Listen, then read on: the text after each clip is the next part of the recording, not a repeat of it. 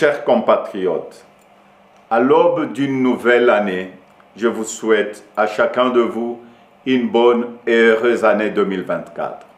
Qui dit année nouvelle, dit résolution personnelle. Nous venons de vivre ensemble une histoire qui nous lie à jamais.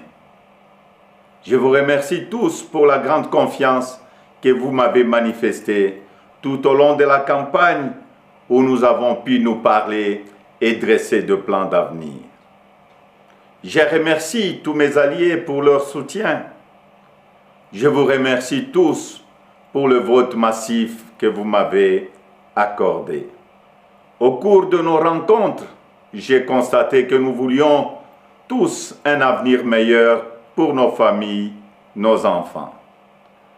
La sécurité pour tous, la santé, les écoles, l'eau, l'électricité, de routes, de ponts, de bacs, de l'emploi, le salaire décent, un logement.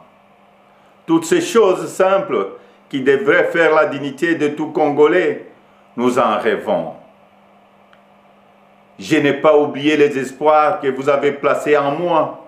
Je n'ai pas oublié non plus vos exigences sur la qualité de celui qui doit gouverner notre pays. Vous me l'avez clairement exprimé. Vous voulez que le pays soit dirigé par des hommes intègres, ayant le sens de la justice et du bien commun. Vous exigez qu'on vous rende compte et qu'on vous associe plus étroitement à la gestion du pays, tant au niveau national, provincial que local. Lors de cette campagne, j'ai pris vis-à-vis de vous un engagement, celui de changer le Congo. Je n'entends pas le trahir. Depuis le braquage électoral du 20 décembre, dont nous sommes tous victimes, nous vivons une énième usurpation de notre souveraineté. De partout, j'entends monter des cris d'indignation, des cris de contestation, des cris de colère, des cris d'exaspération. Au mépris de l'expression populaire, un régime ici de la fraude, de la tricherie et du fait accompli veut s'imposer à nous. Il n'en sera jamais question, absolument jamais.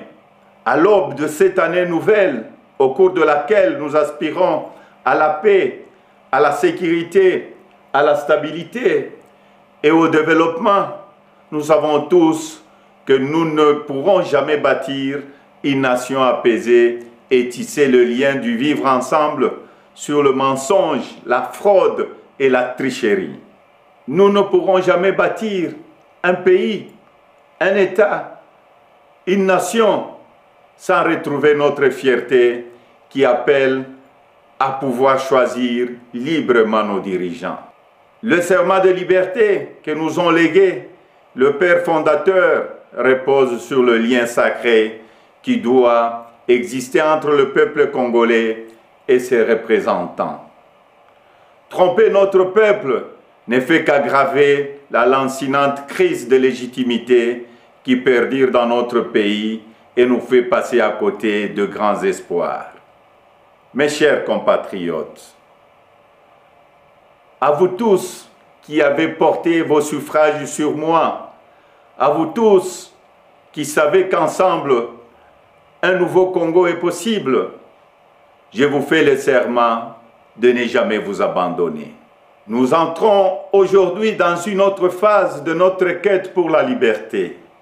Nous devons ensemble soustraire notre pays demain de la prédation, de la corruption, de la gabegie et de toutes les injustices. C'est pourquoi, avec d'autres compatriotes, avec les forces sociales et politiques et prise de liberté, un sursaut citoyen est nécessaire. Sauver notre démocratie est devenu plus qu'une priorité. C'est un devoir et je ne faillirai pas à mon devoir citoyen.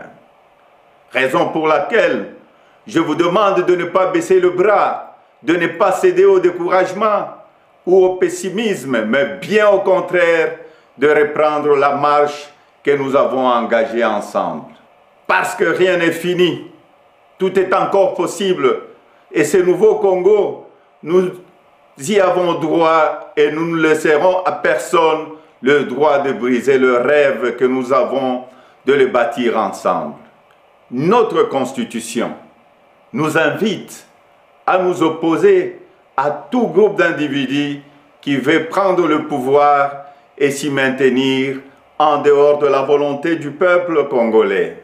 Pour notre dignité et l'avenir de nos enfants, nous sommes tenus de souscrire à tout le moyen qu'elle met à notre disposition pour refuser la fraude et l'installation de la dictature.